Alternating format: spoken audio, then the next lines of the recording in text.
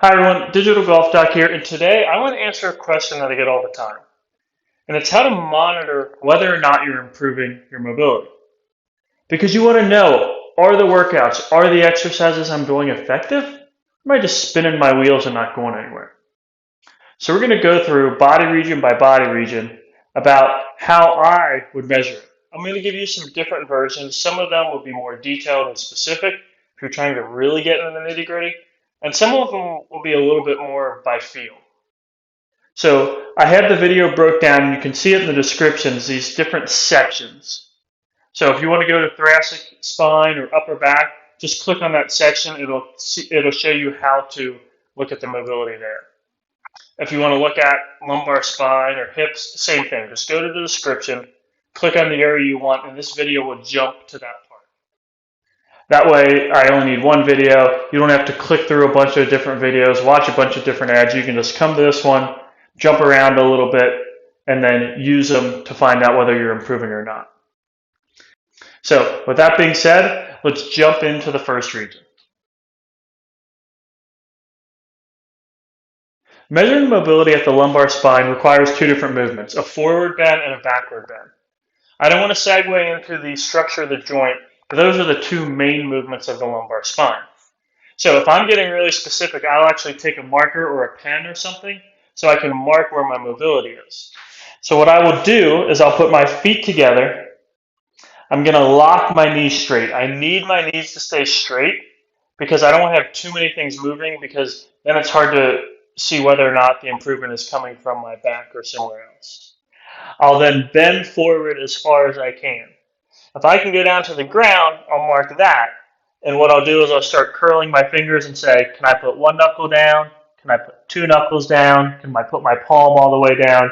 That's one way. If you can't reach all the way down, then I'll go as low as I can. I'll take that marker or that pen, and I will put a mark on my shin. And now I have a measure of where I am. I can run through the mobility videos, and then I can go straight back to that position, drop down, and say, oh, look, I'm past that line. I know that mobility worked for me. I'm going to stick with that mobility video until I maximize my mobility, and I'll repeat it, and you should keep seeing that line move lower and lower. You can also just put your feet together, put your knees straight, bend down as far as you can, and go by feel for a more subjective measurement of whether or not your mobility is improving. So it just depends how specific you want to be. But that's how you're going to measure flexion for the lumbar spine. We're also going to look at extension. So same thing, feet together, knees straight, and then I'm going to bend backwards. And I'm going to do the same thing where I'll bend backwards and then I'll make a mark on my leg. Or you can even do it against the wall where you're here, bend backwards, and I'll let my hand hang, tap against the wall. That's only if you have a wall, if you're using a basement that's not finished and you want to mark it that way. But again, what I would do is probably curl my shorts up so that I'm not going to mark on my clothes, bend backward, let my hand hang, and make a mark. And again, you can get as specific as you want. So if you want to video yourself while you're doing this, it'll also give you kind of a qualitative analysis of how your movement looks and whether it's improving. And that's the lumbar spine flexion and extension mobility testing. To test the mobility at my hips, I have two different versions. I have a standing version and I have a seated version. So I'm going to show you the standing version first. And I'm going to use a club because it's a great visual. And this is actually how I do it in the clinic. So what I do is I put my feet together. I make sure my feet stay flat on the ground. I will put this club right across the front of my body. And then I'll rotate as far as I can and see where that club ends and see where it's pointing. Again, I'm either videoing myself as I do this so I can see it, or I might get a landmark of where the club is pointing so that when I try it again, I can see if the club points even further. And I would do the same thing the other direction. And that would give you both a backswing and downswing. You can separate this out by hip and put all your weight in one hip. The other leg is not going to float in the air because then you have to worry too much about balance, but you can keep your toes down for balance. All your weight's going to be in this left side. And you would turn, see how far you can go, and repeat the other direction. And you could do that on the other hip too. So that's a great way to measure hip mobility in the standing position. You can also do it seated. And if you're seated, you're going to sit here. I like my hands right next to me, so it's a nice consistent position. I'll tilt my toes back. I'll roll my leg as far out as I can, and then as far in as I can. This is a nice one because you don't really have to mark anything because you can see it so clearly. But as long as you can remember roughly where your foot was, you can test it 10 minutes, 15 minutes later and see if it's improved. You can also use this as an exercise. But that, to me, is the two best ways to measure hip mobility to see if you're consistently improving as you go through some of these videos. Assessing yourself on shoulder mobility is actually maybe the easiest one to do because you can very easily do it in a mirror and you don't have to mark much, or you can just eyeball it. So I'll put my elbow at shoulder height and rotate as far back as I can. If I'm going to video myself, I typically do this from the side angle. Now I want to check that my elbow is even with my shoulder because it gives me a nice consistent measurement. And then from there, I'll rotate back as far as I can, get a rough idea of the angle, perform my shoulder mobility routine, and then retest it, find out if I improved. If you really want to, you can do this against the wall and put markings on the wall so that you have a kind of more objective measure. Sometimes you even have apps that you can draw the lines on and give yourself angles. Just depends how specific you want to get. But that's the best way and a very easy way to assess your shoulder mobility on your own at home.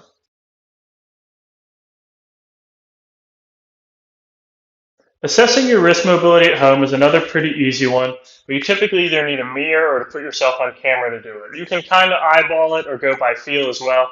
Just know that it won't be as specific. So generally, I want to look at flexion and extension because those are the two most common movements and really the easiest to get a measure from.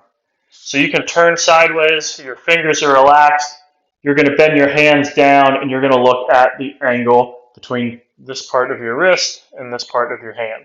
And you can do the same thing up when you're measuring extension. Now, if you want to get into some of the other motions, you can measure pronation and supination very easily as well by putting your elbows at your side, 90-degree bend, rotate your palm up, and rotate your palms down. If you can't get your palm all the way up or palm all the way down, you know you have a deficiency and you can do a before and after. The last one is going to be a hinge movement. I like to use a club for this because of the visual. But what I'll do is turn sideways, I'll grab the club, and I'll hinge up as far as I can and get a rough idea. I'm breaking parallel here. Let's say my before is here. I do a mobility video. After is here. I know I improved for what we call radial deviation. We can do the same thing the other direction. You're just going to take a grip, bring it up, and get an idea of the rough angle. And those are your best ways to look at wrist and forearm mobility to make sure that you're improving as you go through these videos. To assess your own neck mobility, again, I like a camera or a mirror to do this. You can also use a marker and make some markings on yourself if you want to do that. So I will stand, and I'm simply going to look at rotation because generally I'm assessing clients at golf and or tennis, and rotation is the most key movement to those sports. So if I do this in a camera, I'll actually start 90 degrees to the camera, rotate as far as I can, and get an idea where my chin ends. What I can also do, you either take your shirt off for this or wear a shirt with a kind of lower hanging collar. You can turn as far as you want, find the middle of your chin, drop straight down, bring a marker and make a mark there. Do your mobility routine, then turn again, drop a line straight down, make a second mark, and see if those showed improvement. Again, that's if you want to mark on yourself. You'll probably still have to go to the mirror or video to see where the marks are because you're not going to be able to see it most likely. And that's the best way to assess neck mobility to see if you're getting better during these mobility and yoga videos. To assess hamstring mobility, I'm going to use two different versions. Both of them I'm going to be laying on my back. Both of them, again, I either like to see in a mirror or on camera. I'm going to let my one leg just stay bent and relaxed. I'm going to do my measurement on this leg. What I'll do is I'll bring my thigh perpendicular to the ground. And when I maintain the thigh position, I'll kick my leg straight and see what kind of angle I get at my knee joint. This is a pretty good one to do subjectively because you'll be able to see if it's straighter. So let's say my before is here, my after is here, then I definitely made an improvement. I'll measure a second way where I'm going to measure the hip joint, laying on my back, and I'm going to pull my leg up as far as I can, keeping the knee straight, and then I'll look at the hip angle and see if it improved. And those are my two best ways to measure hamstring mobility while you're at home to make sure you are improving as you go through these videos. To measure thoracic spine or upper back mobility at home, you're going to have to find some type of seated position. Now that can be seated on the ground or seated in a chair, and you're going to see why. I'm going to do this as a ground version since I'm here. But what I'll do is I'll sit this way, and now I know my hips cannot help me with my rotation. So if I turn here, my hips are sitting on the ground or sitting in a chair. So I cannot get a contribution from my hips for the mobility, which is important. And again, I'm going to show you why. So as a visual, I'll usually set the camera up facing me, and then I'm seated. I can have my feet out. I can have them bent. It doesn't really matter. I'll turn as far as I can.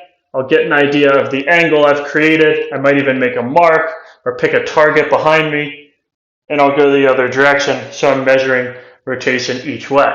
Now I want you to burn this in your head for a second, because if I go here and turn, you'll see I'm about on the frame of the window. And this is why you can't do it in standing, because if I do this in standing and I don't keep my hips still, watch what happens. I'm way past the frame of the window. So what I did there essentially was measure thoracic plus hip rotation, which is useful to know, but when we're trying to tease out the differences between body regions, it's not as useful. Now, maybe what you could do is measure full body rotation, perform a full body mobility video, or a thoracic spine and a hip mobility video, then reassess and see if the full body rotation improves. That would make sense. Just make sure you're not trying to measure the specifics of one and testing for two. And for those of you who might ask why it matters or doesn't matter when you do the hips, is because when you place this on your pelvis, this does not contribute to the angle of the club, so you don't have to worry about it. And that's the best way that I know to assess your thoracic rotation at home. And again, you can do that seated on the floor, you can do it seated in a chair. No matter which one, your hips should be prohibited from moving. One more note on the importance of assessing yourself before I end this video. Titleist Performance Institute has a phrase. They call it assess, don't guess. And the reason they talk about that is because you can't know what to work on unless you're assessing stuff. Right? So let's say a theoretical client walks in the door to me. Tell me they're complaining about low back pain.